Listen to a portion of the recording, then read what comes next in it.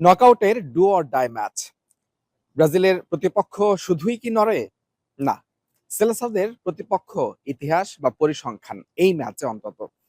কারণ নরওয়ের বিপক্ষে এর আগে একাধিক ম্যাচ খেলে কখনোই জয় পায়নি ব্রাজিল। এর আগে তারা 4টা ম্যাচ খেলেছে নরওয়ের বিপক্ষে, যার দুটোতে হেরেছে, 2টি ম্যাচ ড্র হয়েছে।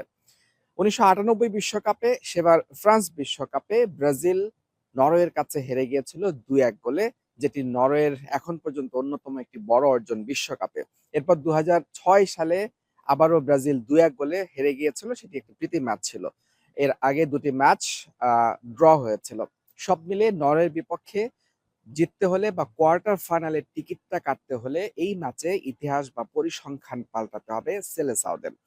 এবং আরো একটা পরিসংখ্যান যেটা একেবারেই ব্রাজিলের ফেভারে নেই, সেটি হচ্ছে 2006 বিশ্বকাপ থেকে শুরু করে 2022 বিশ্বকাপ, প্রতিটি বিশ্বকাপের নকআউটেই ব্রাজিল হেরেছে ইউরোপিয়ান দলগুলোর বিপক্ষে। 2006 সালে দর্শক নিশ্চয়ই আপনাদের মনে আছে, ফ্রান্সের কাছে ব্রাজিল হেরে বিদায় নিয়েছিল। এরপর 2010 বিশ্বকাপে ব্রাজিল হেরেছিল নেদারল্যান্ডসের বিপক্ষে।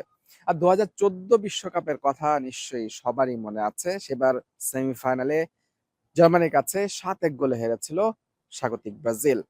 2018 বিশ্বকাপেও সেই পরিসংখ্যান পাল্টাতে পারেনি লাতিন আমেরিকার দেশটি। ব্রাজিলকে দুঃস্বপ্ন উপহার দিয়েছিল আরো একটি ইউরোপিয়ান দল, সেটি বেলজিয়াম। এবং সবশেষ 2022 বিশ্বকাপ, কাতার বিশ্বকাপ, এই বিশ্বকাপেও তারা কিন্তু ক্রোয়েশিয়ার কাছে হেরে গিয়ে তাদের বিশ্বকাপ স্বপ্ন সেবার বিসর্জন দিতে হয়েছিল। তার মানে 2006 থেকে 2022 এই প্রতিটি বিশ্বকাপে নকআউট পর্বে ব্রাজিল হেরেছে ইউরোপিয়ান দলগুলোর বিপক্ষে। এই পরিসংখ্যানও কিন্তু পাল্টাতে হবে সেলেসাওদের নরওয়ের বিপক্ষে জিততে হলে এবং নরওয়ের বিপক্ষে জয় দিয়ে কোয়ার্টার ফাইনালে টিকিট নিশ্চিত করতে। তবে দর্শক, এই জায়গায় ব্রাজিল সমর্থকরা একটু হলেও স্বস্তি তারা পেতেই পারেন, কারণ এই 2006 থেকে 2022 এই বিশ্বকাপগুলোতে ব্রাজিলের ডাগআউটে কোনো ইউরোপিয়ান কোচ ছিল না।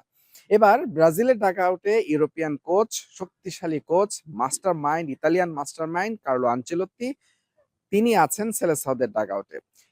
ইউরোপিয়ান কোচ দিয়ে ইউরোপিয়ান দলগুলোকে বধ করার যে স্বপ্ন, সেটি ব্রাজিল এবার চাইলে তারা করতেই পারে এবং সেই জায়গায় তারা এই ইতিহাস, যে ইতিহাসটা মোটেও তাদের জন্য স্বস্তিকর না, সেই ইতিহাসটা কিন্তু তারা পাল্টাতে পারে এবং নরওয়ের বিপক্ষে নিশ্চয়ই সেটিই চাইবে সেলেসাওরা।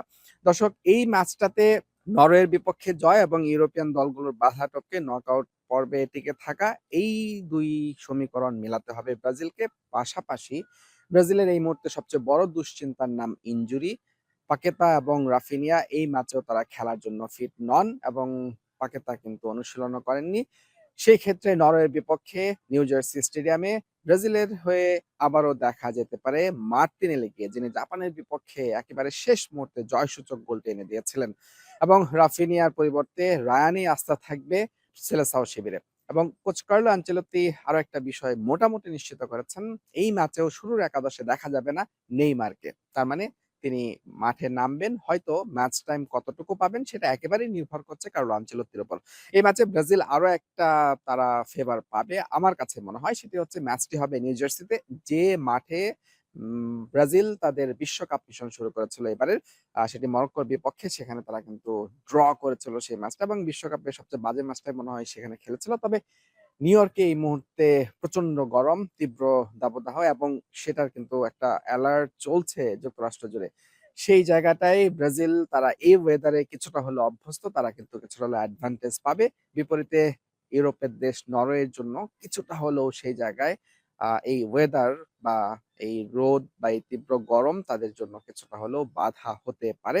সব মিলিয়ে ব্রাজিলের জন্য এই ম্যাচটাতে নরওয়ের বিপক্ষে ইতিবাচক যেমন দিক আছে এবং তাদের জন্য কিছুটা নেতিবাচক দিকও আছে এবং সবগুলো দিক তারা কিভাবে সামলে চ্যাম্পিয়ন দলের মতো তারা কিভাবে তাদের পারফরম্যান্সটা দেখাতে পারে, সেটা এখন দেখার অপেক্ষা। মুজরামিন তারেক, যমুনা স্পোর্টস, যুক্তরাষ্ট্র।